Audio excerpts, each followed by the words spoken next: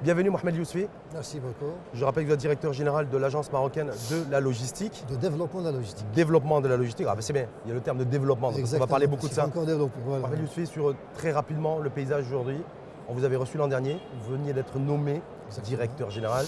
Est-ce que depuis un an, il y a des choses qui se sont passées dans le secteur, dans le domaine de la logistique? Tout à fait. En fait, depuis ma nomination en avril dernier, donc il y a beaucoup de choses qui se sont passées.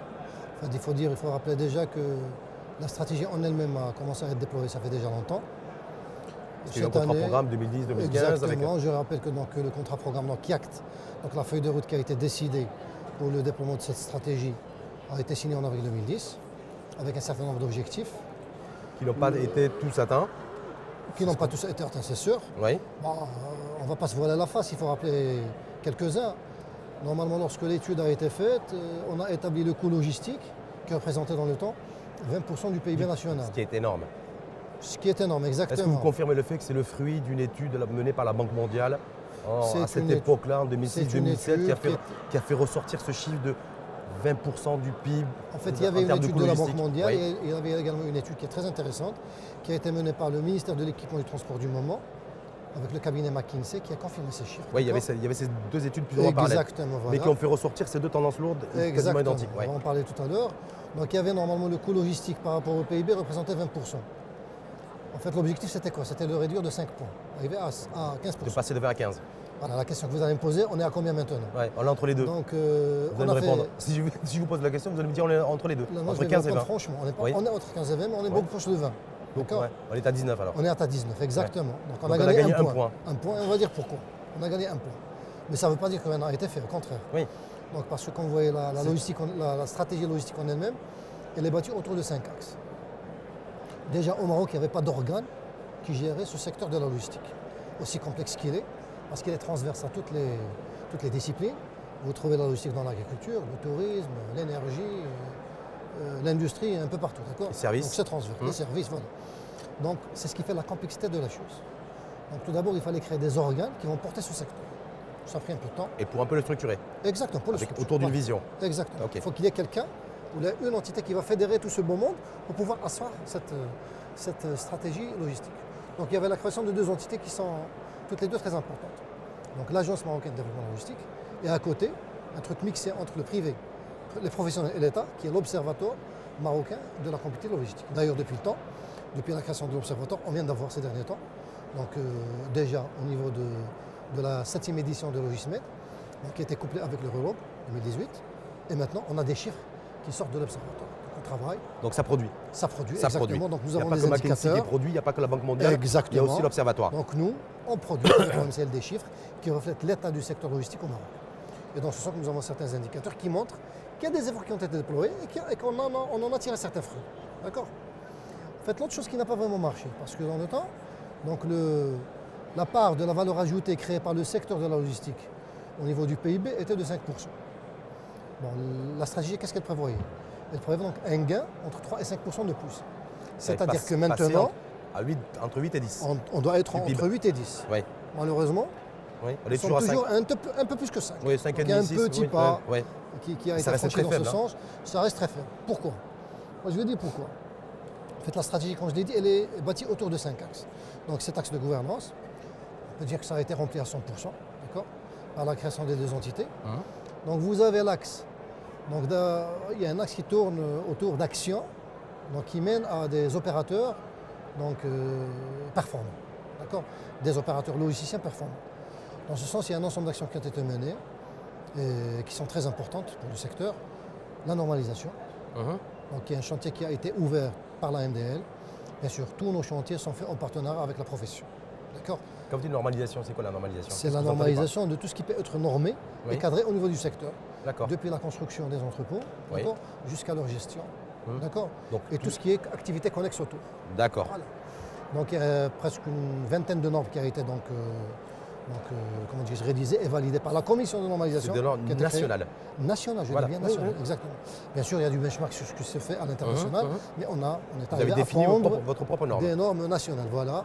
Donc nous avons la commission nationale qui a été donc établie et qui a travaillé autour entre 20 et 30 normes qui sont déjà donc validées par l'ensemble de la commission. Nous avons donc le programme très intéressant que tout le monde connaît, qu'on a baptisé PME Logis. Oui. Donc c'est un problème, c'est vrai, qui a été acté, ça fait déjà longtemps, mais on a effectivement commencé à son déploiement à partir d'octobre 2018. Donc Le c'est des résultat était PME très bon. spécialisées dans la logistique. Toutes les PME qui travaillent dans le secteur de la logistique et du transport, y compris les chargeurs qui ont une fonction logistique, Oui. peuvent bénéficier de ce programme. D'accord. Donc, Avec un soutien financier. Exactement, donc il Qui y a a pour but l'assistance technique, Oui, qui a pour but de. relever le niveau logistique, D'accord. des logisticiens Ouais. et des chargeurs dans leurs composantes logistiques. Donc il y a 9 produits. Donc vous en avez 2 qui sont destinés uniquement pour le chargeur, 2 uniquement pour le logisticien de transport et 4 produits qui sont transverses, qui sont communs en tout. Donc à notre surprise, c'est Oui. un programme qui a pris. Oui. D'accord. Donc juste sur les 4 derniers mois de l'année 2018, Juste, rassurez-moi, M. Yousfi, vous donnez de l'argent parce que c'est de l'argent public, parce que c'est une démarche soutenue. Donc quelque part, c'est un peu des subventions qui sont attribuées aux entreprises PME éligibles. On est bien d'accord? je vais vous parler du montage financier. Là où C'est le un montage financier, non, mais ce qui m'intéresse, c'est juste la Voilà, contrepartie. exactement, ce n'est Voilà. pas un montage si simple. Oui. En fait, il y a l'AMDL, il y a Oui. le GIAC Translog Oui. et il y a la PME elle-même. Donc c'est une approche participative, d'accord? Parce que quand vous donnez comme ça de l'argent tout court, Non, mais surtout, c'est l'argent public, c'est Voilà. l'argent des contribuables. Donc, Exactement. C'est pour ça que je vous posais la question. donc c'est de l'argent qui est mixé avec une part qui est apportée par l'entreprise, d'accord, Oui. pour un petit peu bénéficier d'un de ces produits, qui part depuis la formation jusqu'au la digitalisation. Est-ce que ça vise comme instrument de mesure la compétitivité de la PME? Mais bien sûr. Voilà, donc, je Parce pose que la vous question. parce que vous Avec- avez des PME, Oui. d'accord, qui ont toute la bonne intention du monde, Oui. mais ils n'ont pas le niveau qu'il faut. Oui. Donc parmi les produits que nous avons, c'est le diagnostic de la PME dans sa composante logistique. D'accord. Et voir qu'est-ce qu'il leur faut, d'accord, pour un petit peu les mettre à niveau et les rendre compétitifs. Donc ça a pris. Oui, ça a pris. Au prix de quel type de PME, dans quel secteur d'activité? Dans tous les secteurs, les chargeurs, les transporteurs, les logisticiens. D'accord. Donc là, c'est un programme qui est très pris. Et puis 2019, ça avance très bonne. Donc déjà 100, je crois, aux alentours de 140 PME qui ont profité du programme. Donc, Il y avait tout combien le- de PME qui s'étaient portées candidates à ce programme? je crois qu'on a dépassé les 300 et quelques qui ont été inscrites. 300, il y en a 140 Mais il y a des qui en ont conditions bénéficié. d'éligibilité, bien sûr. Mais c'est pour ça que je voulais voir les Parce que, critères d'éligibilité. Voilà, il y a de l'éligibilité quand même qui doit être respectée. Parce que, comme vous l'avez si bien dit, c'est de l'argent de l'État. Bah oui. On ne va pas le gaspiller n'importe comment. Oui, et puis s'assurer de la contrepartie surtout. Voilà. Et puis, bien sûr, de par la convention qui a été signée dans ce sens, il y a un comité de pilotage qui a cette faculté donc d'adapter les conditions d'éligibilité et les conditions pour faire bénéficier les PME. Dernièrement d'ailleurs, on a fait une petite, rien de petite, un petit amendement donc, qui est permis d'ailleurs par la convention et on a descendu pour les transporteurs jusqu'aux sociétés qui ont des chiffres d'affaires de 300 000 dirhams. Donc les Donc c'est TPE. des TPE, voilà. C'est des- Ouais. exactement, pour également les mettre à niveau et pourquoi pas ne pas leur permettre de grandir et de devenir de vrais PME. Et ceux qui sont entre les deux? C'est comme l'imposition, ça l'appelle. Ça profite. La pression fiscale, est-ce que se dit aujourd'hui les opérateurs, parce qu'il y a les opérateurs Oui, structurés, qui se disent en tout cas structurés, qui payent leurs impôts, oui, qui ont des camions qui roulent sur nos routes toute la journée, qui disent nous, on en a marre. Il y a trop d'informels. voilà. Donc Et l'histoire de ce l'informel, qui nous tue, ce qui nous fatigue, ce qui nous plombe, c'est l'informel. Et on attend que, aussi peut-être de la part de la MDL ou de l'État ou du ministère, en tout cas au travers de son ministère de tutelle, qu'il y ait une régulation qui soit faite. je suis d'accord Est-ce avec que vous, vous. quand on avance, quand certains opérateurs avancent le chiffre de 80% du secteur qui serait, j'ai bien dit qui serait dans l'informel, au niveau du transport, route, marchandises, est-ce que vous confirmez ce chiffre ou pas? Tout d'abord, j'aimerais connaître comment les gens ont pu calculer ces 80%. Avec quelle machine à calculer ou comment Est-ce qu'il y a une formule magique pour trouver les 80%? Ça, je n'en sais pas. L'informel, c'est sûr que ça existe. Oui. Sa quantification, on peut trouver toujours une approche pour le faire. Mais 80% me paraît vraiment exagéré. Et ça reste un avis qui est vraiment personnel. Oui, non mais Parce que là, on est en train de parler de transport de marchandises. D'accord? transport, route, marchandises. Voilà, exactement. Donc les 80% me paraissent un petit peu exagérés. Comme je vous l'ai dit, s'il y a une formule magique qui puisse calculer ça, je suis preneur. Hein. Donc pour vous, c'est... Il y a de l'informel, Oui, d'accord? mais on n'est pas à ces niveaux On n'est de... pas à ce niveau de 80% quand même. Hum. Sinon, d'ailleurs, pour vous dire, il y a un ensemble d'opérateurs, 3PL, qui se sont installés chez nous. Je peux même vous donner le chiffre. Je l'ai, Ouais, sur les... mais bien sûr, sur les Ouais. 3PL. Donc vous avez, dans les top 50 des 3PL au monde, 13 se sont installés au Maroc. Donc ça veut dire quoi? Ça veut dire que si le Si on le avait secteur était aussi 80%, informel voilà. qu'eux, il ne viendrait pas. Exactement. Donc- Et sur les 13, Oui. 80% font partie du top 20 mondiaux. Et ce chiffre-là, moi je le tiens du vice-président de la Fédération des transports de la CGEM, du secteur privé. C'est pas un chiffre que j'ai pris à la volée comme ça ou que j'ai vu sur Google. Voilà, donc je sais pas. Sur Haj Google, on peut tout dire. Hein. Ouais, mais là c'est pas Moi, Haj je Google qui me l'a donne- dit, c'est voilà. le vice-président donc, de la fédération. Mais je ne des sais pas, moi je ne suis pas transports. d'accord avec lui sur En ce tout cas, point. voilà. Les 80%, je ne suis pas du tout d'accord. Par rapport à ça, par rapport aussi, donc on va quitter juste ça sur revendication attente aussi par rapport pour l'amélioration aussi du coût logistique. D'accord. C'est de dire voilà, nous on avait besoin, suite à la libéralisation du secteur des hydrocarbures, on a demandé à l'État aussi depuis des années, pas forcément à M. Yousfi, mais en tout cas depuis des années au pouvoir Exactement, public, oui, bien sûr. l'introduction du carburant professionnel, du gazole professionnel aussi, pour qu'on puisse être aussi compétitif que les camionneurs espagnols ou italiens. Et ça, on n'a toujours pas gain de cause, ça n'a pas avancé. Est-ce que là-dessus, vous en pensez quoi vous? C'est une question qui a été posée au ministère de l'Équipement et du Transport et de la Logistique. C'est une question qui devrait être posée et qui est posée actuellement à tout le gouvernement, Oui. parce que ça met en jeu un ensemble de secteurs, l'énergie, le transport, les finances, l'intérieur. La question, Amélioration au du contraire- pouvoir d'achat en toile de Mais fond, bien voilà, c'est sûr, pour ça. C'est vous savez, on peut améliorer le pouvoir d'achat avec un ensemble d'actions, autres que le carburant qui est subventionné. Et ça, c'est recevable comme revendication un peu d'opérateur du secteur ou pas pour vous? Je ne sais pas, c'est quelque chose qu'il va falloir démystifier et voir un petit peu. Parce que vous savez comment ça touche, ne serait-ce qu'à l'automne dernier, automne 2018, c'était octobre-novembre quand il y a eu des grèves, tout de suite il y a eu une inflation des prix, Vous savez, de la il y a tomate, d'autres- de la il y a- courgette et de la volaille. Il y a Donc d'autres solutions par alternatives. rapport à la grève des On n'est transporteurs. pas obligé carrément de donner du carburant qui est subventionné. On peut indexer le prix du transport sur le carburant. Oui, mais quand ça a été fait, Comme ça, on va formaliser. quand ça a été fait, Ça il y n'a a. jamais été fait. Oui, en fait, indexer. Je parle du coût du transport. Le coût de transport, indexé Sur où le coût à la pompe. Le coût à la pompe. Le coût à la pompe, c'est autre chose. Ouais. D'accord. Oui. Vous avez un coût de la pompe, à la Ouais. pompe, vous indexez dessus le coût du transport. Ça n'a rien à voir avec l'indexation Et du pourquoi on ne prix fait à pas la ça? pompe. Moi, je ne suis pas ministre. Hein. Non, non. Je ne fais pas partie du En tout cas, gouvernement. je vous souhaite de l'être. Je ne sais pas si c'est votre ambition ou pas. Non, Devenir ministre. je Non, ne suis pas politique. pas politique. En tout cas, vous êtes directeur général de la MDL. Mais c'est aussi une piste en fait, ça, Oui, c'est une d'indexer le prix à la pompe piste. Mais au bien sûr prix que c'est une au piste. Bien sûr que c'est une piste. coût du transport. Bon, je ne vais pas dire que c'est la meilleure, mais Ouais. c'est une réflexion qu'il va falloir creuser. Mais c'est possible de l'opérationnaliser, ça? Mais bien sûr que c'est possible de le Ouais. présenter. Et Pourquoi pourquoi on ne le fait pas? pas? Je ne sais pas. C'est une idée parmi d'autres. Oui, non, mais c'est bien. Ça se discute, voilà. Ça se discute. En tout cas, c'est une idée, ça a du sens et j'espère qu'elle Ouais. fera son chemin. Inch'Allah, j'espère. Oui, oui, J'espère non. bien, oui. Et ben, par rapport à la structure, aujourd'hui, on a des opérateurs qui nous disent voilà, on arrive à maîtriser le coût de production de ce qu'on produit, Oui, de bien ce sûr, qu'on fabrique. c'est normal. Voilà. Mais ce qui nous tue, c'est la cherté du coût logistique. Pour monter en puissance et pour développer un petit peu Bah, à la fois les secteurs d'activité et à la fois les chiffres normal. d'affaires des entreprises. Là, vous posez une question qui est très intéressante. Et la réponse est toute claire. Quand vous avez. Prenez une petite photo Google et vous voyez comment se fait le stockage et l'entreposage. Donc vous avez des dispersions de partout, Hum. pas du tout de massification. Donc comment voulez-vous baisser ce coût logistique? C'est Donc il faut normal. déjà, sur l'existant, mutualiser, optimiser et mieux gérer en fait, ce que vous êtes en train de dire. Voilà, si on ne mutualise pas, si Ouais. on ne massifie pas le flux, on n'aura pas de réduction du coût logistique. Mais comment je peux massifier le flux, l'optimiser et l'organiser quand 80% du secteur, c'est des propriétaires qui ont 2 camions? Est-ce que c'est jouable? Ça n'a rien à voir. Bah, quand non. j'ai- quand Ouais. j'ai une flotte de 200 camions Hum. ou de 2 camions, j'ai une zone de massification. Au lieu de faire le tour pour prendre les marchandises, je vais directement à la zone et je charge mon camion. Si j'ai un camion ou j'ai 200 camions, c'est pareil. Le volume d'un camion, c'est le volume d'un camion. Oui, mais bon, ça serait plus simple d'avoir de grands opérateurs qui ont C'est une grande sûr, flotte aussi. c'est Pour, sûr. voilà, ça serait quand Je même dis beaucoup plus l'avantage pratique. de la massification, d'accord. Hum, hum. Et dans ce sens, il y a un chantier qui vient d'être ouvert. En fait, le chantier existait toujours, c'est tout un axe au niveau de la stratégie logistique. Ça concerne la création de zones logistiques de massification. Oui, Dans ça ce fait partie sens de votre qu'on- plan d'action. Mais bien sûr, J'ai vu ça. bien sûr. Hum. Quand on voyait actuellement, il y avait juste les 28 hectares qui étaient créés au niveau de Znata par la SNTL et ça ne marche pas très bien. Pourquoi ça marche pas très bien d'ailleurs, Zinata? Bon, il y a beaucoup de termes de raisons. taux Vous de voyez, quand remplissage, Znata a été créé, Oui, il a été créé pour être lié au port. oui, Alors qu'est-ce qui a pris du retard? C'est la liaison au port. Donc il y a la partie maritime qui a été faite. c'est qu'on a commencé par la logistique, on a créé des espaces, on a mis un parc, mais la transformation du port, fait tout ce qui devait être fait a Et pris plus de écoutez, temps que prévu. Znata, c'est plus de 300 hectares. Hum. Les c'est 28 une grande hectares, voilà, les 28 hectares, c'est tout petit par rapport. Ce n'est même pas 10%. Mais Znata est conçu pour travailler avec, notamment avec le port. Mais qu'est-ce qui fait que ça n'a pas marché? C'est normal que l'ANP qui détient plus de 200 hectares, il y a l'ONCF qui détient presque 100 hectares, n'ont rien fait. Pourquoi? Parce qu'il n'y a pas de liaison avec le port jusqu'à maintenant. Et pour ça, le projet est vraiment complexe. Parce qu'il n'y a pas une seule entité qui le gère.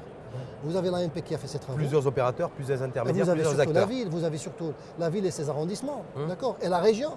Donc les collectivités locales, je crois qu'ils doivent avoir également la maturité nécessaire Oui. pour pouvoir faire aboutir ce genre de projet. Parce qu'on est sur des projets qui sont complexes, Ça nous veut avons dire des qu'on- partenariats. C'est intéressant ça parce que je sais que vous avez un schéma régional aussi d'entreposage, d'organiser un petit peu par territoire, avec l'approche territoriale à l'échéance 2020. Exactement. Ça veut dire quoi aujourd'hui? Dans tout ce qui est Vous transfert êtes de bien informé, compétences. là. Oui, Vous parlez de l'échéance 2020. Je ne sais pas comment ça a sorti. non, 2020 parce que j'ai préparé votre venue. Pour moi, c'est important de préparer la venue. Parce qu'on n'a pas communiqué dessus. Hein, voilà, mais j'ai vu ça, 2020, fin 2020 en tout cas. Exactement. Mais simplement de se dire, voilà, aujourd'hui, deuxième idée, soumise par c'est Mohamed Yousfi, qui n'est pas ministre, qui le sera peut-être un jour, même si ce n'est pas son ambition, qui est DG de la MDN, qui nous dit, voilà, il faudrait aussi que les collectivités territoriales puissent jouer aussi plus de rôle. Est-ce que vous considérez qu'aujourd'hui, le transfert État, région, collectivité territoriale, il ne doit pas y avoir qu'un transfert aussi de dotation financière, mais de prérogatives, et peut-être la gestion aussi de parcs comme ça fonciers, ça serait beaucoup plus logique et cohérent que ce soit les collectivités territoriales. Là, je vais vous répondre, ça dépend des collectivités. Là, je prends deux régions, d'ailleurs que j'ai bien ciblées avec mon équipe pour travailler dessus, pour sortir des zones logistiques, où j'ai été vraiment agréablement surpris.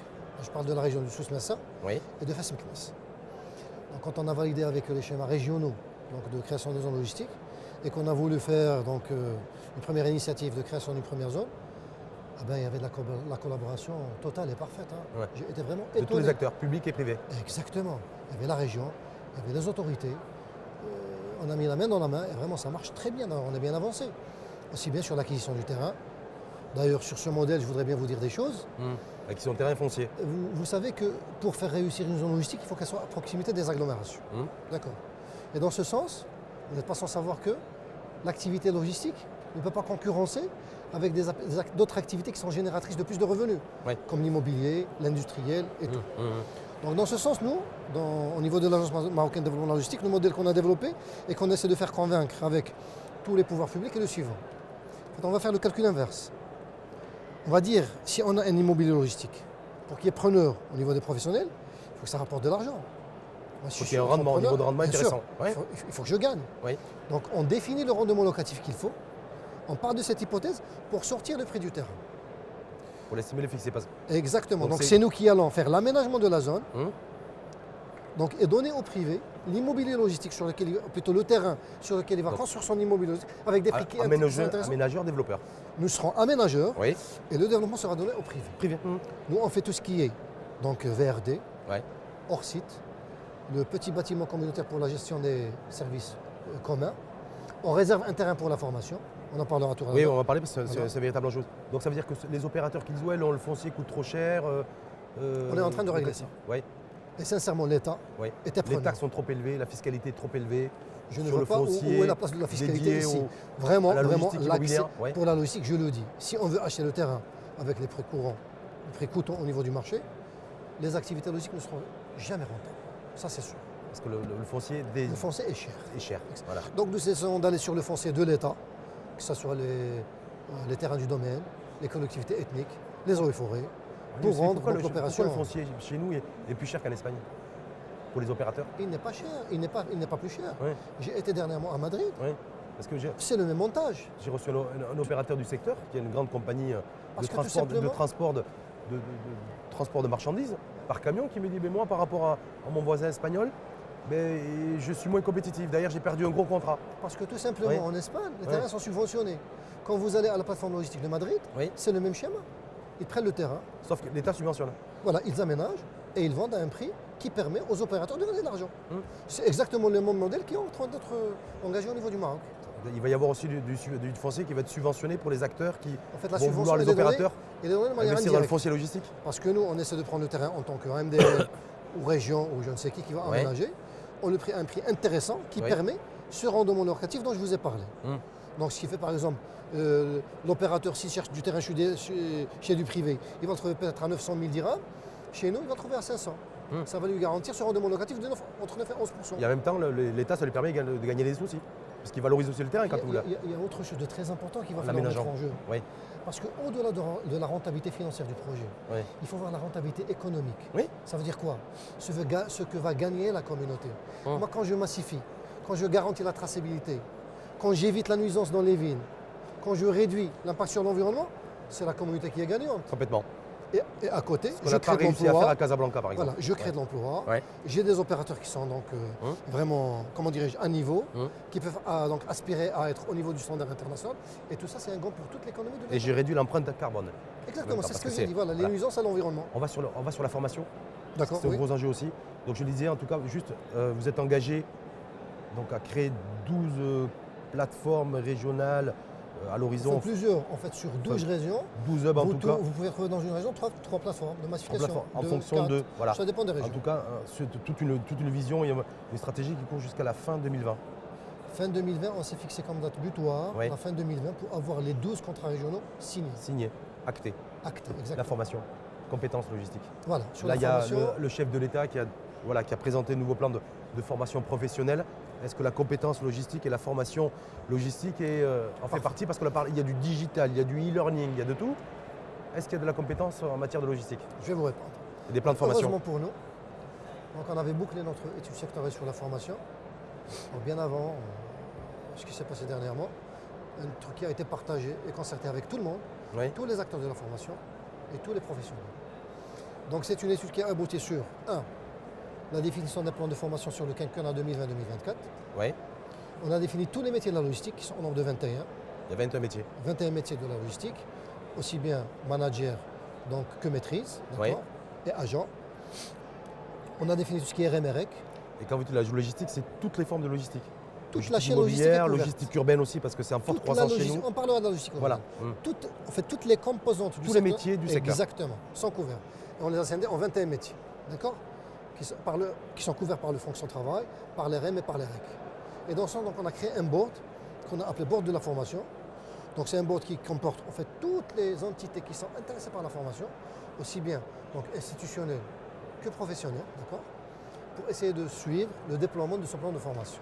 Donc c'est quelque chose qu'on a commencé dernièrement, aussi bien avec le département de la formation professionnelle pour tout ce qui est donc formation professionnelle, Oui. aussi bien chez l'OFPPT que chez les acteurs privés, D'accord. et l'enseignement supérieur dans toutes ses composantes, école d'ingénieurs, université, pour le déploiement donc, de ce qui a été arrêté. Est-ce que la problématique des langues s'est posée?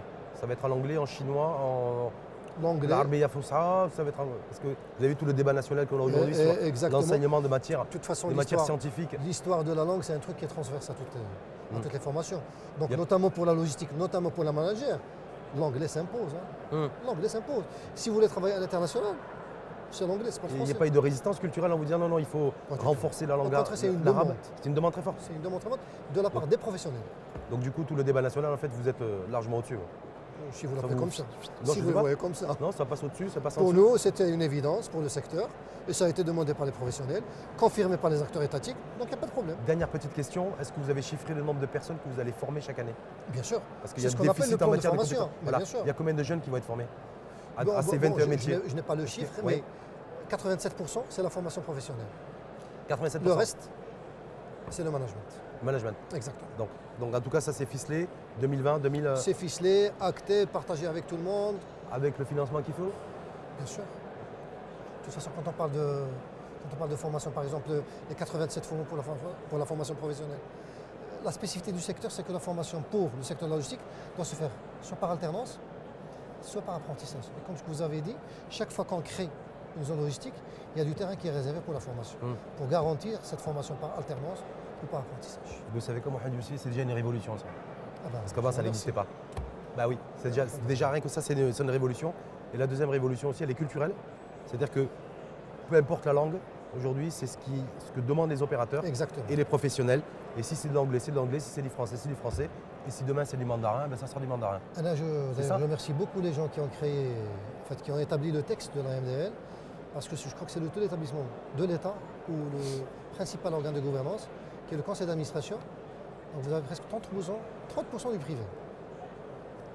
Donc c'est une gestion vraiment Bipartite. bipartite C'est ce qu'on entre les professionnels et l'institutionnel. Merci en tout cas Mohamed Yousfi. Je Merci rappelle à que vous. vous êtes directeur général de la MDL, l'agence marocaine de développement de la logistique. Exactement. Et la petite anecdote aussi entre Mohamed Yousfi et l'Info en face et Rachid Alaoui, c'est qu'on s'était vu l'an dernier, Exactement. quasiment à la même époque, 3 jours après votre nomination, Et puis en tant que directeur Et puis général. depuis le temps, je vous aime bien. Hein. Ah ben, c'est réciproque. Merci à vous et je Voilà, vous souhaite une belle journée. Merci beaucoup.